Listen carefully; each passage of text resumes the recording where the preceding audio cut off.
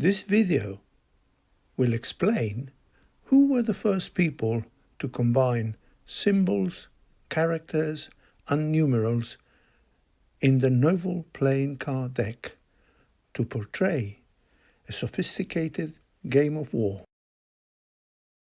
For several centuries, the true origin of the playing cards remained a mystery, and many speculated about the various existing images and games as possible starting point. But concrete evidence discovered in the 20th century show the real source and time of appearance. The development of games, and finally card games, had a long period of incubation. But do we know exactly what led to such development? Man started by using simple objects in an effort to amuse himself. Playfulness is an innate occupation that develops from early stages of life. Games have seldom been invented in the true sense of the word, but have developed over time from vague, unidentified beginnings. As early ideas gradually got integrated into more complex structures. Humans started by using basic objects for amusement.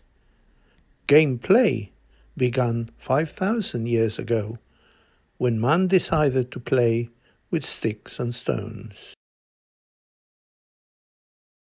Playfulness teaches man how to hunt, fight, and court.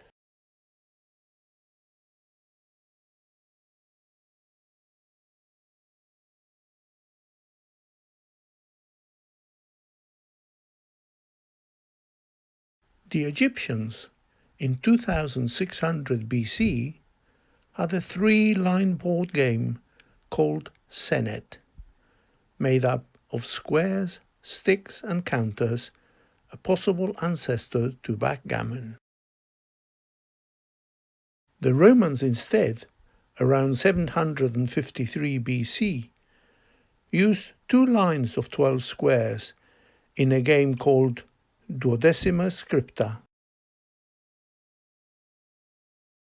Roman tabula was nearly identical to modern backgammon. It was described in an epigram of the Byzantine Emperor Zeno in AD 476 to 481. Cutting bones into cubes was the next step in gaming.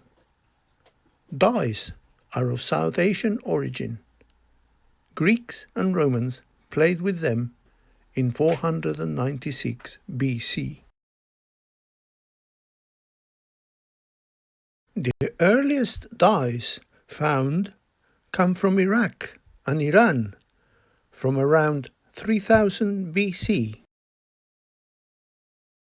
Much later, India in 500 AC introduced chess with 4 armies, a complete symbolic war game that confronted 4 kings in a battlefield where the rook represented the siege tower.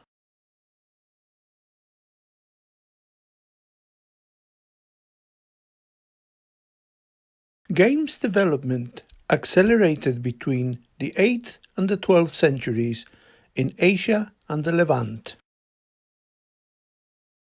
The Chinese developed tile games like dominoes between 1200 and 1300, and later in the 17th century, mahjong, the other more complex tile game, came to the West.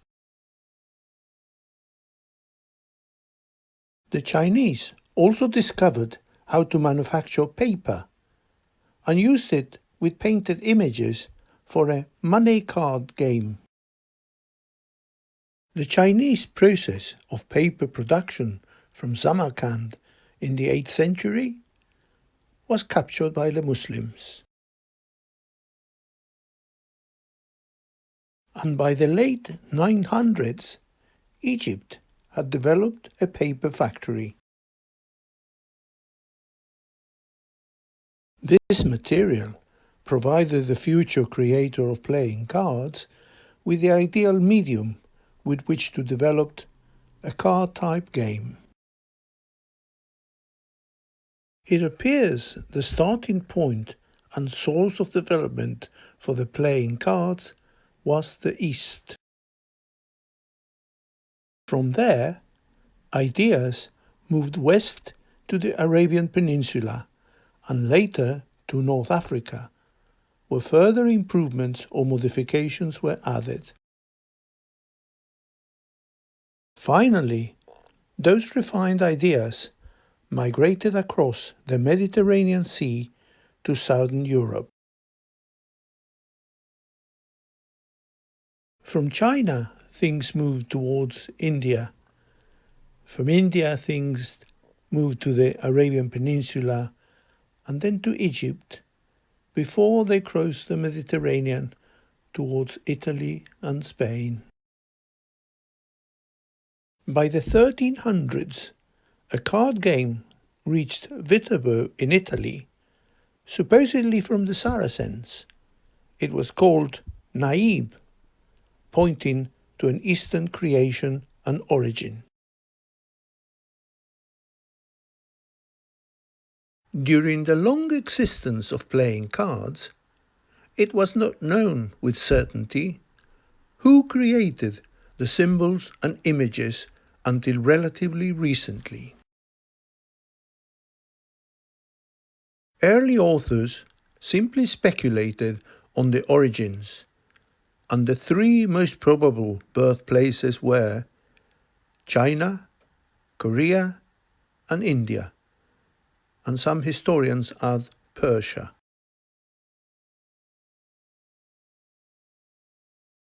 Most books on the history of cards only show evidence of development in the various card patterns, but fail to elucidate on their origin, and venture with the available facts of their time to propose a starting point.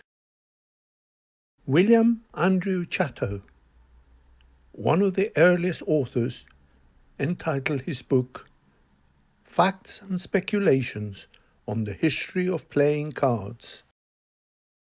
His publication ventures to postulate that the starting point for cards was suggested by four-sided chess, since the game of Chaturanga, or the Four Kings, was played between four armies, colored red, green, yellow, and black. Chatto's speculation points out the similarities between the cards and chess, because the court cards have four kings, horses, and pawns or foot soldiers. There are four participants, and the word card in Latin means paper, like carta, carton, and sounds like four. So he concludes this is the source, but fails to mention the creators. Others considered Chinese cards that resembled paper money as the source of Western cards.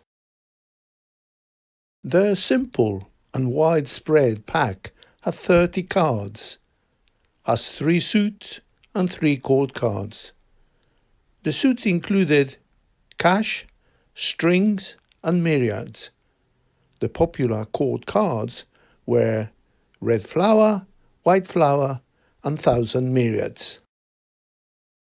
China had different packs in various areas. This varied in the number of cards in the packs, type of suits, and court cards. Many characteristics of Chinese cards can be seen in European cards.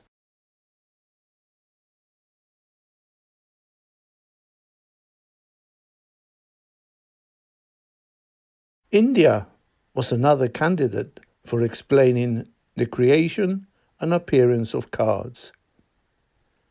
The earliest Indian card game known to Europeans was the game called Gangifa, dated to the 16th century.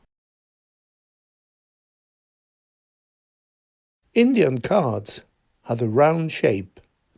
They were made of ivory, paper, wood, cotton fibre, mother of pearl, and even palm leaves.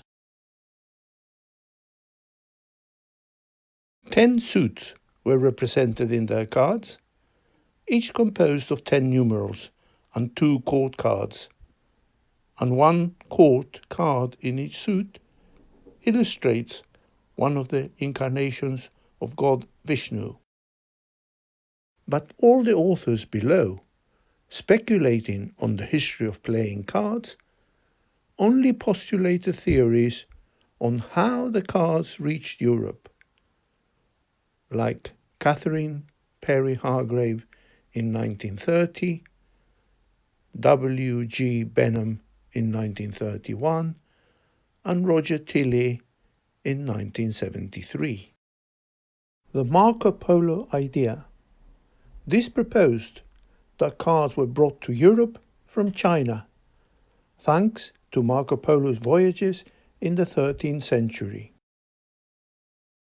The Crusaders' proposal claims that Asian cards followed ancient trading silk routes from China through Persia and Egypt all the way to the Holy Land. Or the Crusaders returning home after a defeat by Saladin supposedly brought cards with them to European cities. Although playing card origins are obscure, the dates of appearance in Europe are clearer. Tilley in 1973 affirmed, fixing a date is easier by the following. In 1369, cards were not mentioned in a decree by Charles V on gambling. No allusion in 1375 to playing cards by Petrarch or Boccaccio, although they cite other amusements and games.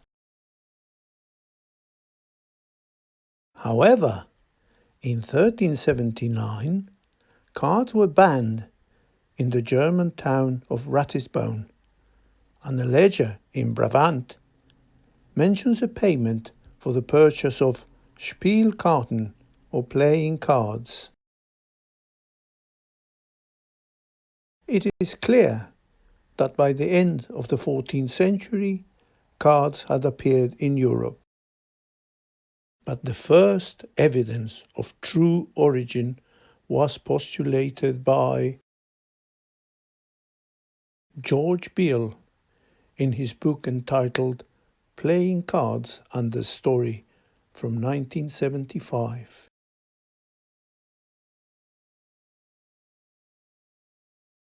George Beale, in this publication, describes how, in 1939, the Egyptologist Leo Ari Meyer wrote an article in the Cairo Journal describing an unusual pack of medieval cards.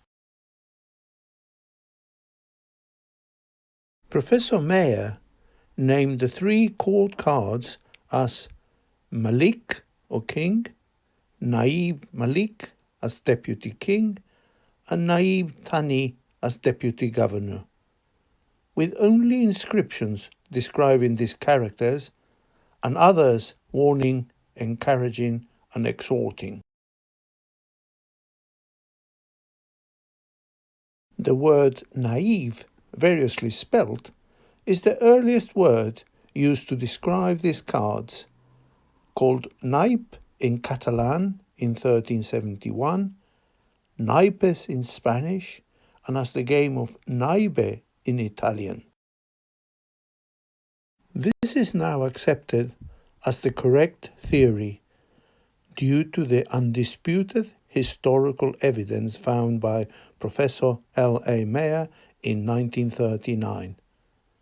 He discovered a Mameluke pack of cards now kept at the Topkapı Museum in Istanbul, which could be traced to the 12th or 13th centuries. However, his discovery remained a mystery until 1971.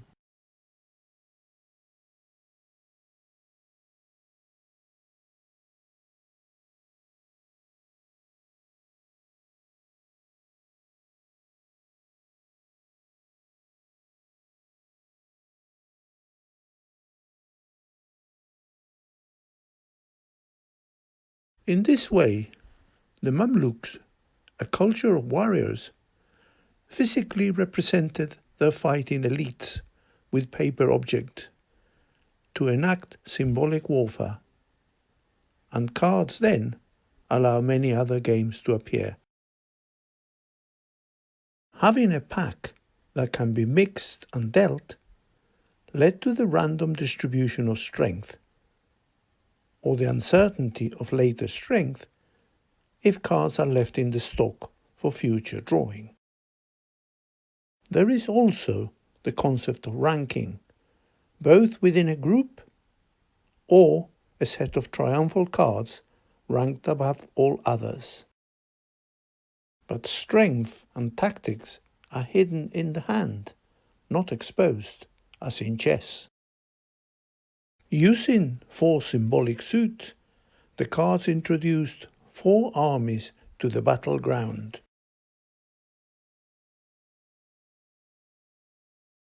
Whilst their symbols depict and link army command, troops, weapons, and prestige objects. The swords, polo sticks, coins, and goblets compose the banners of 4 fighting factions. The Mamluk pack consisted of 52 cards with 4 suit symbols of swords, polo sticks, goblets, and coins. The cards allude to numerals from 1 to 10 and 3 courts: a king, deputy king, and under-deputy. The early Italian packs from the 14th century look almost identical to the Mameluke pack.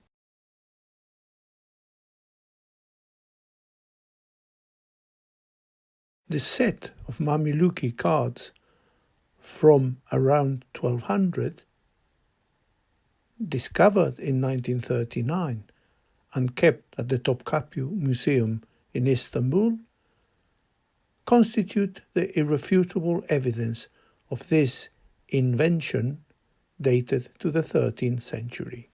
When finally, 3 decades later, in 1971, people realized what the significance was. This is the suit of sovereigns or gold coins. This other one is the one of goblets or cups. And this one, swords and polo clubs. But note how all these cards only have a number of suit symbols without showing numerals or indices.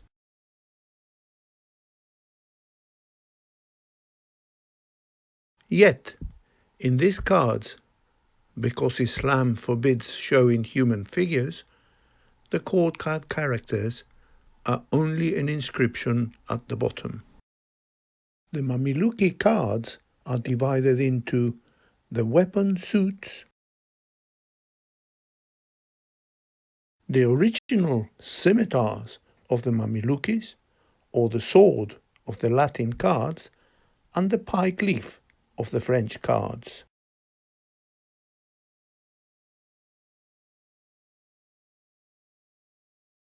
The original polo sticks of the Mamelukes and the replacement wood club of the Latin cards, or the clover leaf of the French cards. The other half are the prestige suits, the original coins of the Mamelukis, the coin of the Latin cards, and the French diamond shape. The original goblets of the Mamelukis, the cap of the Latin cards, and the heart of the French.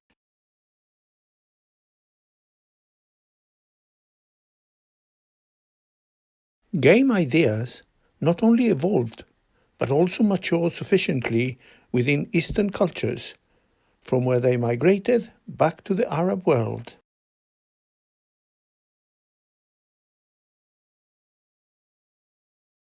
In that area, the previously mentioned set of symbolic cards made their appearance and represented human society with its echelons and characters. In fact, their play scheme depicted and implied warfare by its ranked military structure of kings, knights, knaves, and foot soldiers. The first European playing cards were Italian. Johannes, a German monk, describes a game called Ludas Cartarum, played in the year 1377 with a pack of Saracenic cards in Viterbo. The first evidence in France comes from the records of a notary of Marseille by an entry dated 30th of August 1381. In England, Henry VIII tried to suppress card playing in 1526, and John Northbrook wrote a sermon in 1576 condemning card playing, arguments repeated by theologian James Barnford in 1593.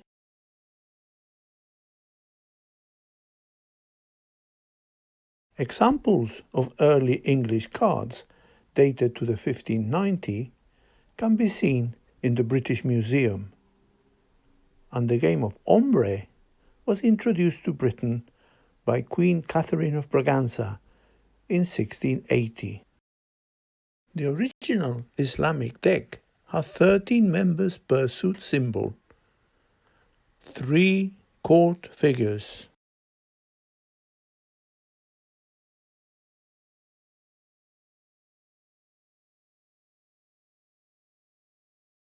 and 10 numerals as soldiers. The deck has a total of 52 cards, or 13 per suit. This Islamic game and most other games use one deck,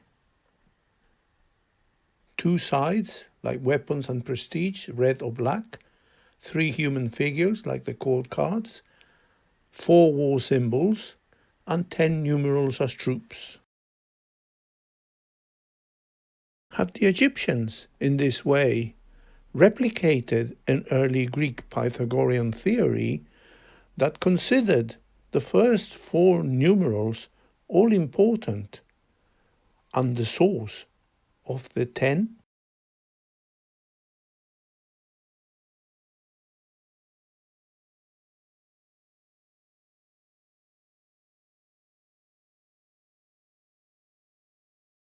Is it possible, or just coincidental, that Islamic card designers use this Pythagorean concept in the numerical design?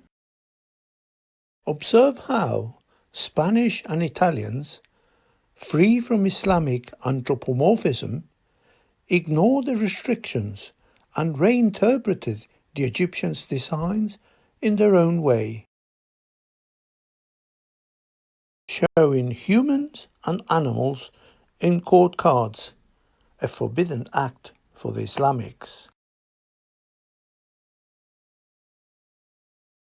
Thus, the Latin cards appeared with pictorial depictions of the kings, knights, and knaves, and were used by many not only to play imported games, but a variety of local games. This Mameluki card from the 13th century describes but does not depict the Malik or King of Cups, where the Italian, Spanish and tarot equivalent cards freely depict the forbidden Islamic pictures. But notice how the Latin decks chose to reduce the number of numerals to only 9 and had 12 units per suit, as the 13 was not a number they liked. A deck with only 48 cards, or 12 per suit, represented the dozen, the 12 apostles, the 12 months of the year, as a more acceptable number to the Christians.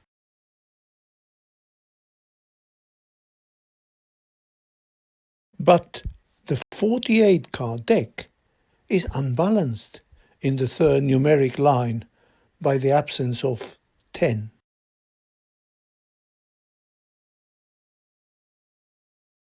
Therefore, such line was abolished, leaving the later typical Latin decks with only 40 cards. So, various symbols, like weapons or other ceremonial objects, were painted on paper rectangles and used as plain objects, cards. In this way, the paper card turned into a far more versatile medium compared to tiles for shuffling, dealing, and hand manipulating. By the 1300s, Islamic cards, or their descriptions, arrived into these southern European countries. But notice how the era was a period of turmoil in the Middle East, when European Christian armies travelled to confront the Islamic fighters of the Levant.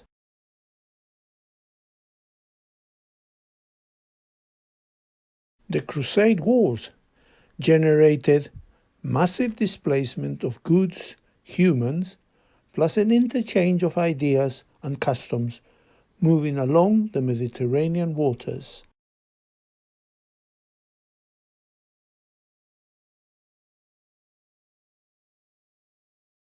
The early European cards were large, handmade, and expensive.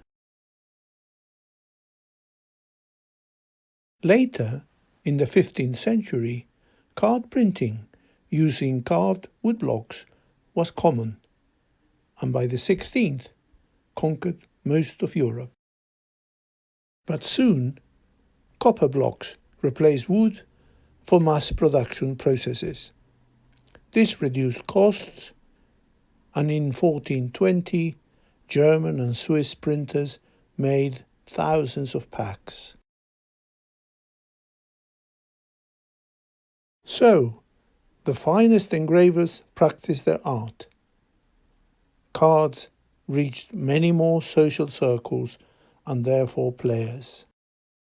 All this helped the Mameluki cards or their stories to reach and penetrate Europe, rapidly infecting the public with gaming fever. In this way, both cards and all games played with them spread like wildfire.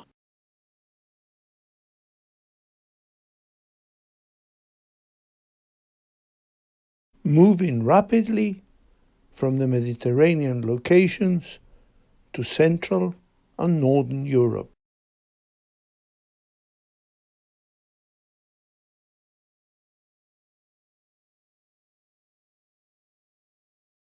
The Mameluki cards first branched into the Spanish and Italian types.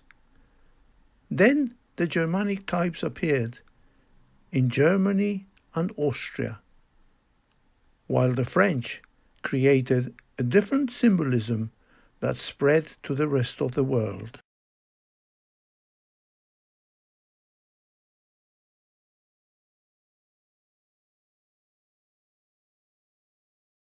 We can see how different European nations wanted to produce their own card versions. This gave rise to the French-English card decks first seen in 1480 with clubs, spades, hearts and diamonds.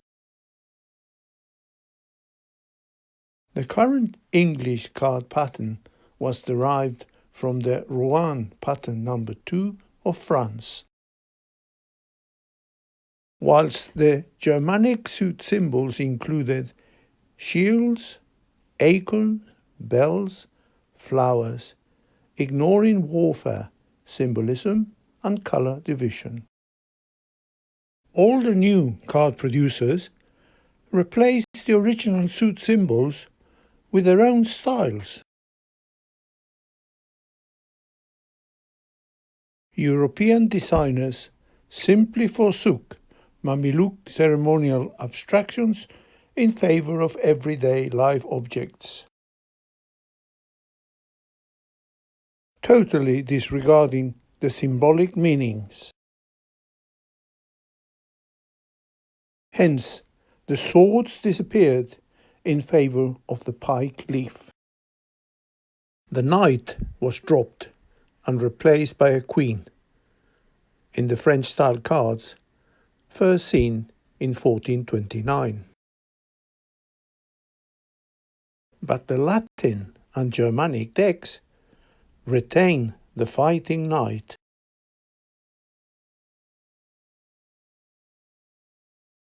The popularity of card playing in Europe and the British Isles is seen by the following pictures.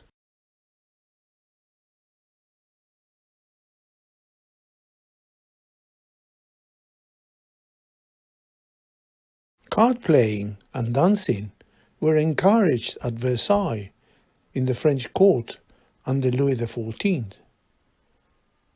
Cardinal Mazarin had virtually turned the palace into a non-stop casino in order to enhance royalty funds. The game of ombre was played at Hampton Court under Queen Anne.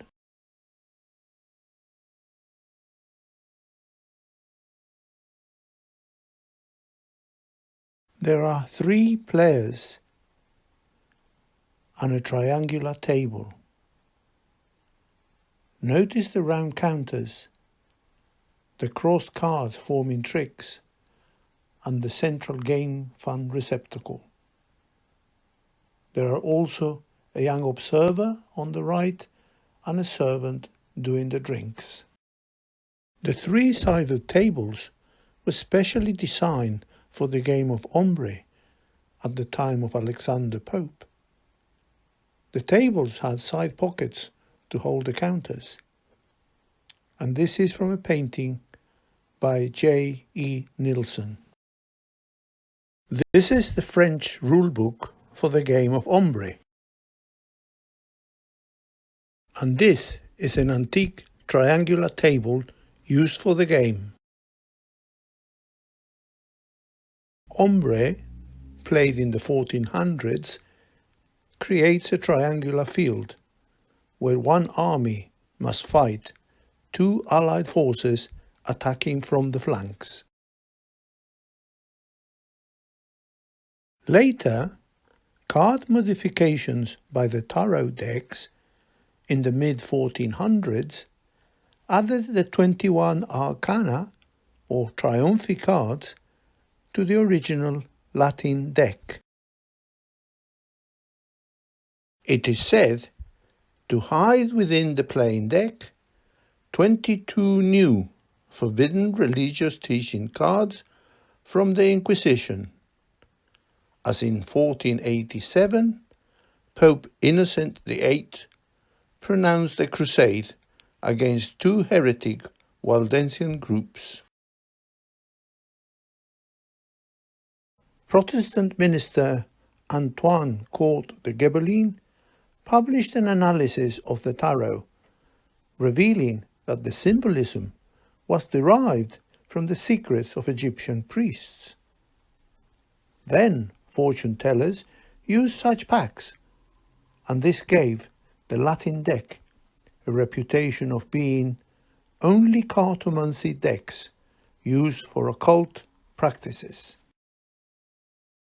These are some of the typical symbols for the 21 major arcana in the tarot decks.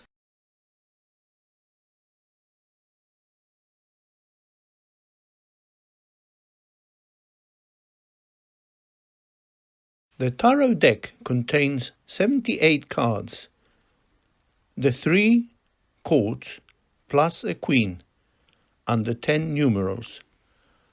So there are 4 court cards, 10 numerals, and 21 extra arcana plus the Fool, in total 22, making a deck of 78 cards.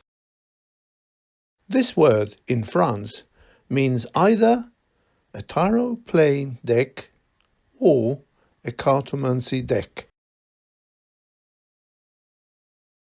The playing cards are a mixture of alternative arcane and normal cards, with the suits of diamonds, clubs, spades and hearts instead of the Latin types.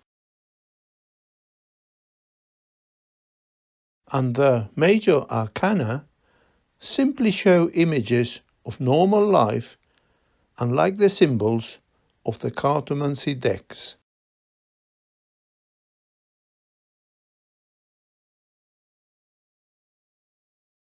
The French game of tarot is a trick-taking game for 4 players with a 78-card deck using similar concepts to the game of ombre.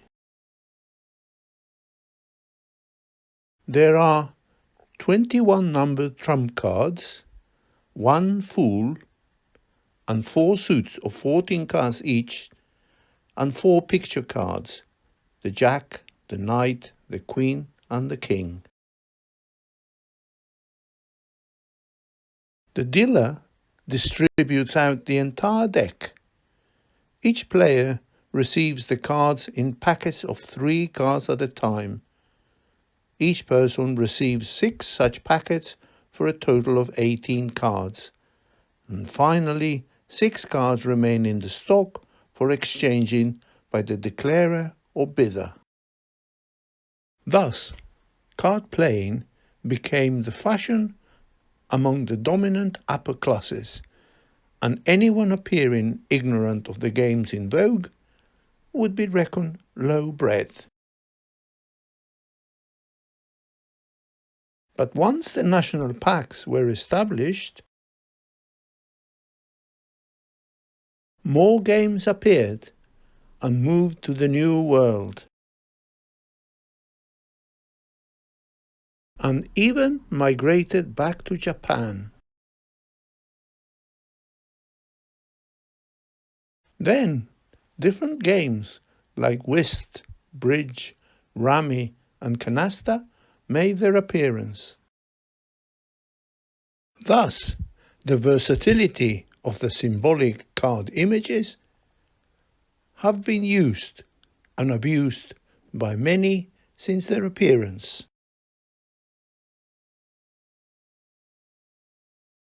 For teaching purposes, for conveying propaganda or advertising, for religious instruction or guidance, to depict the good or the bad.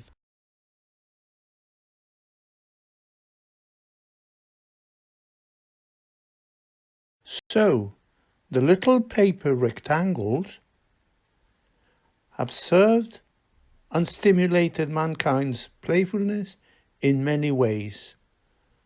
And who knows for what future purposes they will be used.